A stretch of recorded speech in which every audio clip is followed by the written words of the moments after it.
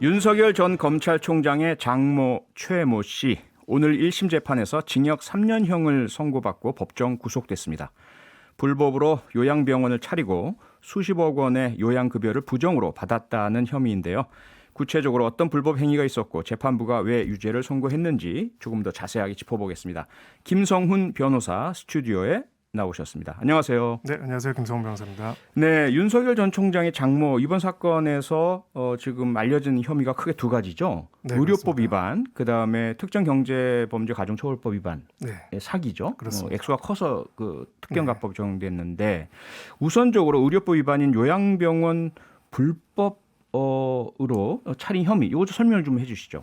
네, 의료법 33조 2항에서는 의료인이 아닌 자가 불법으로 의료기관을 개설하지 못하도록 되어 있고요. 네. 벌칙 조항에서는 만약 그럴 경우에는 10년 이하의 징역에 처하도록 되어 있습니다. 예. 소위 말하는 사무장 병원이라고 하죠. 네. 이런 식으로 이제 사무장 병원들을 운영한 경우에는 의료법에 따라서 처벌을 받고요. 그리고 이제 의료법에 따라서 처벌받을 뿐만 아니라 이렇게 의료인이 아닌 사람이 의료법을 위반해서 개설한 병원을 불법 의료 개설 기관이라고 합니다. 네. 불법 의료 개설 기관이 정상적인 병원처럼 계속 요양급여를 건보로부터 받았을 경우에는 네. 요양급여 환수 처분이 나오고요. 예. 소위 정상적인 병원이 아닌 불법 의료기관인데도 이렇게 속여가지고 했기 때문에 이 요양급여만큼은 소위 말해서 편취를 했다 해가지고 사기로 의유를 하는 경우가 일반적입니다. 네, 그러니까 의료법에서 의료인이 아닌 사람이 의료기관을 개설한다는 것은 위험하고 네. 그렇죠. 그리고 부정한 의료 행위들이 자행될 우려가 있기 때문에 이것은 엄하게 처벌하고 막고 있는 건데 네. 그러면 윤석열 전 검찰총장의 장모는 다른 사람들과 함께 공모해서 이렇게 불법적인 요양병원을 설립했다 이렇게 법원이 본 거죠. 네, 그렇습니다. 처음에 이제 시간이 좀 거슬러 올라가 보면요. 네. 한 4명 정도의 인물이 나옵니다. 이 사건에서 이 의료기관의 개설을 기획하고 주도한 사람이 있고요. 네. 또 이 사람이 이렇게 사무장 병원을 만들려고 하는 것을 알고도 그들에게 돈을 공급하고 수익을 분배받은 동업자들이 있습니다. 네. 지금 기본적으로는 이런 구조라고 봤을 때는 메인으로서 이런 불법 의료기관 개설을 주도한 사람이 있을 거고요. 예. 이것을 공모한 사람들도 같이 공범으로서 처벌을 받는 거고요. 네. 지금 이제 좀 이례적이었던 거는 전에는 이 윤 총장의 장모 이제 최 씨라고 하겠습니다. 이 최 씨를 제외한 사람들은 다 기소가 됐습니다. 네. 그래서 주범은 징역 4년형에 처해졌고요. 예. 그리고 나머지 공범들은 집행유예가 나왔었죠. 네. 이번에 근데 추가 기소가 됐고 결과적으로 선고형을 보면은 이번 재판부는 단순하게 이제 돈을 공급하고 그런 사정을 알고 있었다는 것뿐만이 아니라 예. 의료기관 개설에 굉장히 주범에 준하게 주도를 했다라고 판단을 한 것으로 그렇게 이해가 되고 있습니다. 아하. 그러니까 2017년이었죠. 네. 이 공범들이 모두 경찰의 수사 또 검찰의 기소 또 법원에서 유죄 판결을 받으면서 주범은 징역 4년, 공범들은 집행유예형을 선고받았는데 같이 설립했는데 왜 최 씨만 윤석열 전 검찰총장의 최 씨만 입건되지 않았던 거죠? 그렇습니다. 아예 뭐 무혐의가 나왔었고요. 네. 만약에 이제 두 가지 중에 하나입니다. 첫 번째로 이게 사무장 병원이 아닌 거였으면은 무혐의가 인정이 되는데 사무장 병원인 게 인정이 됐고요. 인정됐죠. 예. 두 번째는 또 만약에 이거에 돈을 공급한 사람들이 전혀 몰랐다. 이 주범만 알고 있었다라면은 다른 공범들도 다 소위 말해서 돈을 공급한 사람들 무혐의가 나왔을 겁니다. 예. 근데 이 두 가지가 다 아니고요. 나머지 사람들은 기소가 됐는데 이제 최 씨만 기소가 안 됐기 때문에 네. 도대체 그 경위가 무엇인지가 좀 불분명했고요. 예. 일설에 이제 보도된 내용에 따르면 책임 면제 각서가 있어서 기소가 안 됐다라고 하는데 예. 사실은 그 당사자들끼리 쓴 각서 때문에 기소가 안 되는 거는 굉장히 이례적인 것입니다. 그건 자기들끼리의 어떤 사적인 그렇죠. 그런 약속이지 공적인 예. 문서가 아니잖아요. 네, 4명이 같이 공동으로 불법적 사업을 하기로 하면서 네. 3명과 1명이 너는 제외를 한다. 책임이 없다라고 각서를 썼다고 해서 그렇게 해서 무혐의를 처분하는 경우는 없거든요. 아하.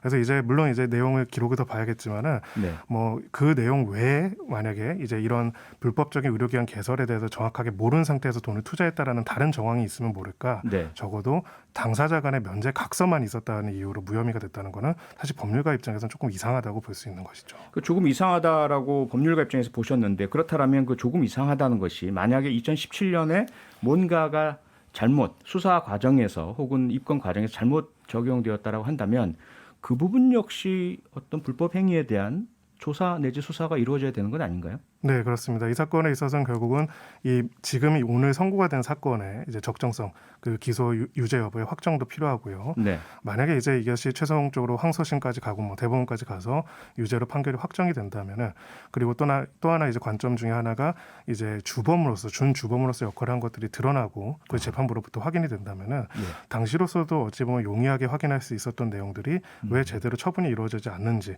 그 경위에 대한 확인도 검토, 그리고 또 필요하다면 수사도 필요할 가능성이 높습니다. 네.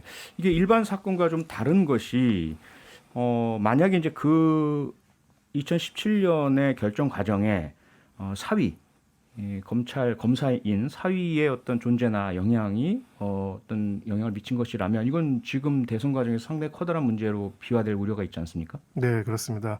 뭐 이제 계속적으로 윤 전 총장 쪽에서는 이 부분에 대해 가지고 장모의 일과 자신의 일은 관련이 없다는 식으로 이야기를 하고 있는데요. 네. 그 관련이 없다라는 것이 관련이 있게 되는 것은 이제 그 관련된 수사에 있어 가지고 어떤 형태로든 유무형의 압력을 끼친 부분이 있다라면은 이건 완전히 다른 차원의 문제가 되기 때문에 네. 결과적으로 이 사건 자체를 객관적으로 확정하는 것도 필요하고 이후에 만약에 이렇게 명확하게 유죄 판결이 가능한 사안이었다라면은 그것이 어떻게 검찰 단계에서 어떻게 바로 그렇게 무혐의가 나올 수 있는지에 대한 것들도 필요하고요. 네. 특히나 이제 담당 이제 수사관들이 이제 담당 이제 처분을 했던 사람들로서는 지금 일단 보도되는 내용은 면죄각서만 있다는 얘기를 하는데 예. 사실은 이거는 법률적으로는 좀 이해가 안 가는 부분입니다. 아하. 다른 어떤 객관적인 정황이 있는지 부분들도 사실은 소상히 밝힐 필요가 있겠죠. 네.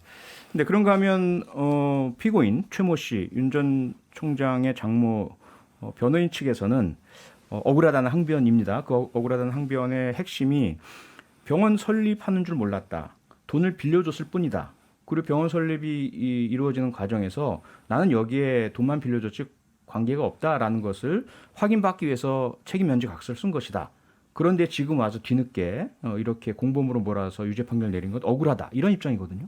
네, 그렇습니다. 그래서 이제 이 부분에 대해서는 아마 그 시간에 따라서 사실 진짜 실무적으로 보면 그 디테일한 시간에 따라 되게 달라지는 부분이 있습니다. 예. 가령 이제 돈을 빌려달라도 빌려준 다음에 그 빌려준 돈에 대한 담보로서 어떤 직위를 받았고, 근데 그 담보로서 직위를 받은데 당신들이 뭘 하는지는 모르겠으니까 나는 책임을 면제해달라고 하는 정황이 있다라면은 변호인의 주장이 맞을 수도 있어요. 아하. 그건 책임 면제 각서 때문에 맞은 게 아니라 네. 책임 면제 각서가 쓰여진 경위 때문에 그거에서 혐의를 벗을 수도 있는 겁니다. 네. 다만 이제 그것이 아니라 단순하게 처음에 다른 공범들과 동일하게 뭘 하는지 알고 거기에 그 병원에 돈을 투자하고 거기에 따라 가지고 이익을 분배받았으면은 그렇다면 아무리 면제각서에 썼더라도 그거는 유효한 항변이 될 수가 없는 거겠죠.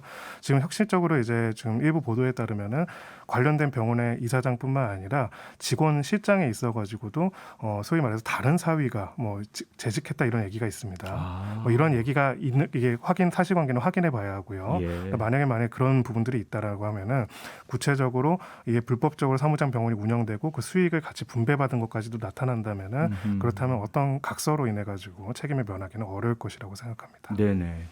또 한 가지 변호인 측 최모 씨 측에서 좀 주장하고 있는 부분이 뭐냐면 너무 형량이 높다. 특히나 그동안 보면 검찰은 가능하면 높은 형량을 구형을 하고 판결을 내릴 때는 판사가 어느 정도 검찰의 구형량보다는 낮은 형량을 선고하는 것이 통례 아닌가. 그런데 검찰의 구형한 3년형을 그대로 선고했다. 이건 이례적이다. 실제로 이례적인가요? 네, 일단은 구형량에 따라서 선고형을 그대로 선고하는 건 이례적인 건 맞습니다. 아, 이례적인 건 맞습니까? 이례적인 건 네. 맞고요. 예. 그래서 이제 이 부분에 있어가지고는 어찌 보면은 아마 특히 변호인 입장에서는 그런 당혹스러움이 있었던 것 같습니다. 구형량 3년, 징역 3년을 구형할 경우에는 뭐 저희가 꼭 그런 건 아니지만 실무적으로는 집행유예가 선고되는 게 굉장히 많거든요. 근데 이제 3년이 구형돼서 선고가 되더라도 뭐 1년, 2년에 집행유예 2년 이렇게 나올 거라고 생각을 하다가 네. 이제 유죄가 나오더라도 그렇게 생각을 했는데 갑자기 3년이 그대로 나오고 법정 구속까지 되니까 좀 놀란 것 같고요. 다음에 이 부분은 이제 이 1심 재판부가 이 사건을 어떻게 판단하는지를 보여주는 하나의 지표이지 않을까 싶습니다. 아까 말씀드렸다시피 주범은 4년형을 선고받았고 구속이 됐었고요. 그다음에 나머지 공범들 돈을 투자했다는 사람들은 집행유예가 나왔었습니다.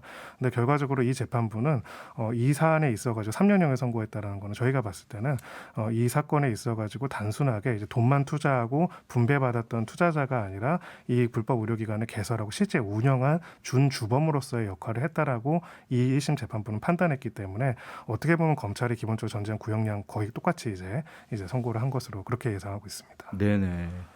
또 한 가지 변호인 측에서 주장하는 것은 법정 구속 이게 꼭 필요한가? 연령이 상당히 많으시잖아요. 70대 네. 중반이시고 그다음에 증거 검찰이 다 확보했고 도주 우려 없고 그다음에 뭐 다른 그 공범들의 어떤 진술을 영향을 끼칠 우려도 없는데 왜 법정 구속이냐라면서 항변을 하고 있거든요. 이거 어떻게 보세요? 그거는 아마 변호인 입장에서 당연히 그렇게 얘기할 수 있는 부분이라고 생각을 합니다. 예. 왜냐하면 일단 1심에서 물론 이제 3년형 정도가 선고가 되면 법정 구속하는 경우가 많기는 합니다. 어찌 보면은 전체적인 형 선고되는 걸로 봤을 때는 중형으로 볼 수 있는 거기 때문에 네. 이렇게 중형일 경우에는 도주의 우려가 있다라고 볼 수도 있기는 한데요. 많이들 고려하는 것들이 이제 소위 말해서 1심 단계에서 선고를 할 때는 이 피고인의 나이를 많이 보게 됩니다. 그래서 네. 70대 이상일 경우에는 보통은 항소심까지는 이제 구속을 안 하는 경우들이 굉장히 많기 때문에 실무 관행상으로 봤을 때는 법정 구속이 조금은 이번에 특별하고 이례적이다라는 변호인의 주장은 일단은 통계적으로는 맞는 말이긴 합니다. 네. 자, 이제 재판이 끝난 것이 아니고요. 그 변호인 측에서는 항소 의사를 바로 밝혔습니다. 여러 가지 앞서 말씀드렸던 억울하다. 그다음에 너무 형이 높다. 법정 구속에 대해서도 이례적이다.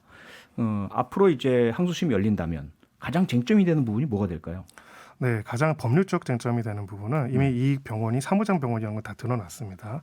이 전후의 관계들을 보게 될 것입니다. 가령 처음에 돈을 투자를 한다고 했을 때 어디에 어떻게 투자하는 걸 어떻게 이해한 상태에서 했는지, 그리고 두 번째로 이후에 직위를 받고 나서 실제로 병원 운영에 구체적으로 개입하고 정보를 받은 내용들이 있는지 아하. 그 부분에 대한 것들을 보게 될 것이고요. 네. 어떻게 보면 제가 봤을 때 1심에서는 이런 부분에 대해 가지고 피고인 쪽에서 얼마나 좀 유효한 주장들을 했는지 사실 좀 의문입니다. 어찌 보면 그냥 과거에 무혐의 처분이 났었는데 정치적인 기소다라는 주장을 반복하는 것만으로는 이 재판에서 크게 유의미한 주장은 아니거든요. 네. 결과적으로는 그 부분에 있어 가지고 병원 운영의 직접적인 개입 여부가 핵심적인 쟁점이 될 걸로 보이고요. 네. 그건 유무죄 여부라면은 두 번째는 이제 거기에 따라서 형량이 또 어떻게 될지가 또 쟁점이 될 겁니다. 소위 말해서 불법 의료기관을 주도해서 개설한 주범으로 볼 것인지 아니면은 그걸 알면서도 돈을 투자하고 수익을 가져간 공범 수준으로 볼 것인지에 따라서는 실형이 계속 유지될 수도 있고 집행유예로 감형될 가능성도 배제할 수는 없습니다. 네. 일부 법조인들은 2017년에 차라리 그냥 공범들과 같이 형사처벌을 받았으면 집행유예로 끝날 수도 있었을 것 같은데 뒤늦게 이렇게 다시 혼자서 쟁점화가 되니까 무거운 형벌 받는다 이런 의견도 있던데요. 네. 정확한 의견이라고 생각합니다. 만약에 이제 같이 기소가 됐으면은 동일선상에서 이제 투자한 동업자로 봐가지고 비슷한 형이 선고됐을 수도 있었을 텐데요. 네. 왜냐하면 보통 이제 불법 의료기관 관련된 의료법 위반 사건에서는 주범을 여러 명으로 보는 경우는 별로 없습니다. 한 사람이 이제 주도해가지고 하고 거기에 알면서 뭐 면허를 대여한 의사들 공범으로 처벌하고요. 네. 그걸 또 알면서 돈을 투자한 사람들을 공범으로 처벌하는데 그런 면에서는 이미 주범이 확실하게 일하는 사람이 존재를 한다면은 최씨까지도 주범으로서 이제 선고를 가를 가능성은 좀 낮아졌겠죠. 그런 측면에서는 이제 그런 분석도 유의미한 분석이라고 생각합니다. 예, 마지막으로 이 건만 있는 게 아니지 않습니까? 뭐 네. 주가 조작 이런 얘기들도 있던데 장모추 씨 다른 혐의들은 지금 어떻게 되고 있죠? 네, 일단은 하나는 이미 이제 기소가 돼가지고 재판이 진행되고 있고요. 잔고증명서 위조와 관련된 내용에 대해서 재판이 진행 중입니다. 일단은 그게 사실과 다른 문서를 작성했다는 거는 인정하고 있는 상황인데 네. 다만 그 부분에 있어서 그것이 사용될 줄 몰랐다거나 어떤 인지를 못했다는 부분을 항변하고 있기 때문에 이 부분은 이제 선고가 곧 이루어질 것으로 보이고요. 네. 또 한 가지는 이제 다른 이제 이권 사업의 개입과 관련돼 가지고 고발된 사안에 대해 가지고 경찰에서는 처음에 이제 불기소 의견으로 송치를 했는데 보완 수사 요구가 와서 다시 또 이제 불송치 결정을 한 거에 대해서 다시 2차로 보완 수사 요구가 있다라고 합니다. 이것도 결과적으로는 추가로 기소될 가능성도 배제할 수 없어 보입니다. 네, 오늘 말씀은 여기까지 듣겠습니다. 지금까지 김성훈 변호사였습니다. 고맙습니다. 감사합니다. 평일 저녁 6시 5분에 여러분을 찾아갑니다. MBC 라디오 표창원의 뉴스 하이킥.